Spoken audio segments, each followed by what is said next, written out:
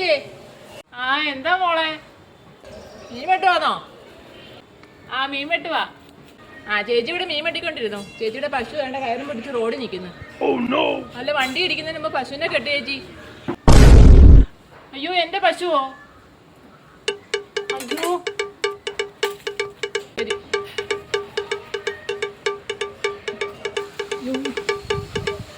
അയ്യോ എനിക്ക് പശുവല്ലല്ലോ, ആടല്ലയോ. ഓ ഞാൻ എന്തൊരു മന്ദബുദ്ധിയാ. ഓ ആ കുരുത്തം കെട്ടത് ഓരോ മുട്ടക്കട കൊണ്ട് വന്നേക്കും.